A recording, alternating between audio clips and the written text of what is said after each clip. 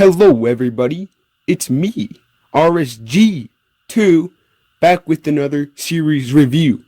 The Elder Scrolls, one of the most loved game series in history. The Elder Scrolls is really the Elder Scrolls of video games. Now this is a series review. A series review is where I look at each game from a series, like the Elder Scrolls, and review all of them in one video. Now, because I want it to be one video, I'm not going to go too in-depth to all of them, to all the games in the series, because I don't want this video to be 2 hours long. And so I'm going to spend more time explaining the whats rather than the whys. Alright? And also, this video is not going to include any expansions or third-party games, or any, like basically just the main 5. Alright? So let's get into it. Starting off with the Elder Scrolls Arena, the game that started it all. Now guys, this is the best example of we gotta start somewhere, because this game is some hot garbage. Now I'm usually not too hard on the classics, but that is not because I like this game, I just respect it. Without it, gaming would be noticeably different today, especially the Elder Scrolls series. But this game is trash though, and let me explain why. In this era of gaming, stories were never focused on that much. That's not what gaming was known for. It was usually just like levels, fun little gimmicks that you could play on freaking electronics. And for this game, the story is not even that complicated. It's just stupid. We were introduced to so many ideas like time travel and the Emperor and the staff and like freaking medieval, and like, dude, it's just a lot to chew. In game, the story's an afterthought because there are only straightforward quests. Alright, there's no hints of the story as you play the game. The quests are to go into this dungeon and complete the task. That's it. And you do this about 900 times before you complete the game. And for the actual gameplay, I mean, come on, dude, it's garbage. You can't look up or down. Character models are cardboard stand-ups. The combat is so basic that I actually fell asleep. I'm joking, but still. Alright, it's just trash compared to today. Alright, it might be revolutionary back then, but it's trash compared to today. Now, you might think I'm going hard in this game because it's classic, but no, a lot of classic games still hold up. Alright, examples: Banjo, Mario 64, Halo 1, Ocarina of Time, Half-Life, and so many other games just hold up. Now, but not Arena.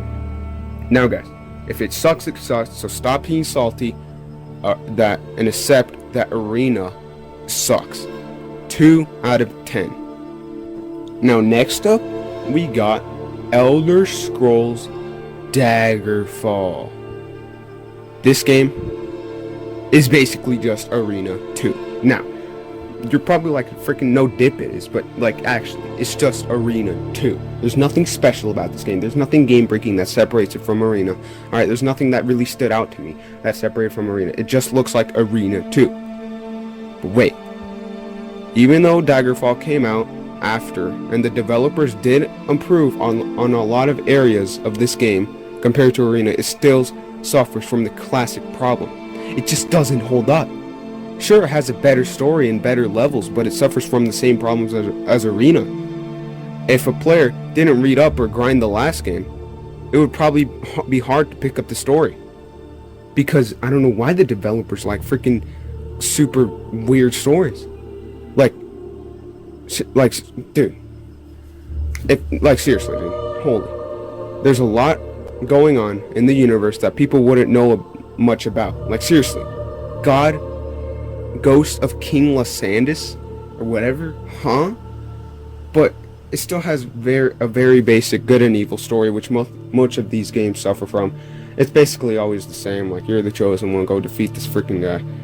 And it's really basic, alright? Gameplay is more interesting with better level design, but it's hard to play this game when you know there's just better games out there that you could be playing, alright? Like, seriously, dude, even the hardcore fans, Mr. Morrowind, even the hardcore fans couldn't even complete this game. Or Arena. 4 out of 10, slightly better. Now, it's time for the big boy. The third game in the series. Win-win. I'm joking. Morrowind. Now, This is where the developers got it right, alright? In my opinion, this is the first game to be a real Elder Scrolls game, alright?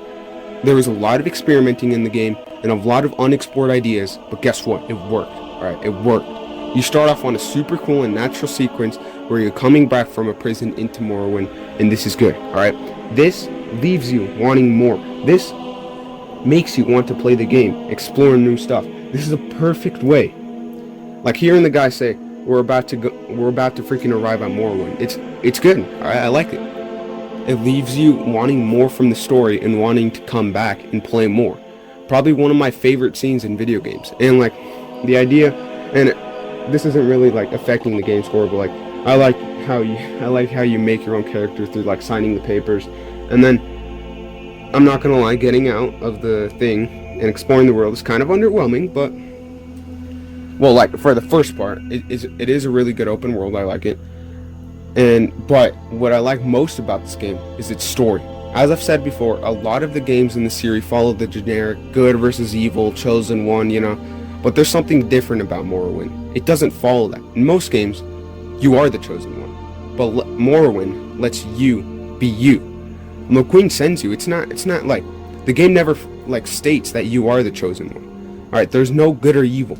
All right, it never states that there's evil. Well, maybe it does, but like freaking, it's not clear. All right, there is just a choice. Your decisions in the game is not based off whether it's the right thing to do. It's based off on what you think is right. All right, and that's what I love. You have a choice. My favorite part is in the end when the final boss asks you if you really are the chosen one. You can say no. This game is open to the idea of you just being a normal guy sent out to complete the task. The theme of identity and morality of this game are the best I've seen in the Elder Scrolls. I'm not going to spoil the story because it's one of the best in video game history. Alright, and I love it.